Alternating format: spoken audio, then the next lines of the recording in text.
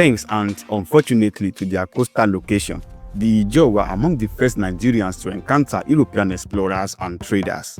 By the late 1400s and early 1500s, Portuguese ships and other Europeans had reached the West African coast, including the Niger Delta. Some Ijaw trading towns like the Kingdom of Bonny and others in the Eastern Delta were already positioned on key maritime routes. European records from the early 15th century note contact with the people of this region.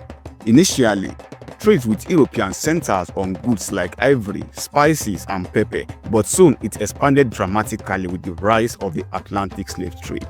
By the 17th and 18th centuries, Ijaw coastal communities became important players in the slave trade as intermediaries. European traders wanted captives from the African interior to sell in the Americas, but they often did not venture far inland. The Ijaw, along with related Niger Delta peoples, filled this middleman role.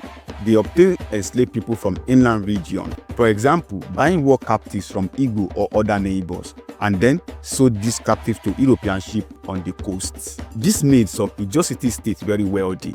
Places like Bonny, called Bonny by the Ijaw, namely known as Brass, and Kalabari grew into thriving trading hubs known as the oil weavers, a name they would also earn later for palm oil. European traders of various nations such as the Portuguese, the Dutch, and the British frequented these delta ports. Ijaw society adapted to this commerce by developing a powerful merchant class.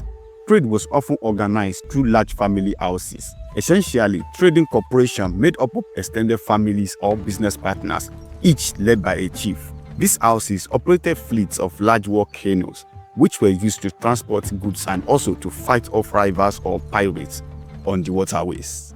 The Ijaw traders exchanged slaves and local products for European manufactured goods like guns, textiles, metal tools, and alcohol. Over time, some Ijaw leaders themselves amassed dozens or hundreds of slaves who worked for them or were employed as paddlers, canoemen, and servants in the trading houses. Uniquely, it is noted that among the Ijaws, slaves could sometimes integrate into the society or even rise in status after gaining freedom. For example, through marriage into Ijaw families or by proving capable in trade. A famous case is that of Jaja of Opobo. Jaja was an Igbo youth sold into slavery in Bonny. He earned his freedom, adopted the Ijaw-Ibani culture, and eventually became a wealthy chief who founded the Opobo city-state in the 1870s. He effectively became an Ijaw leader despite his different births, illustrating the relative social mobility in the era of Delta trading.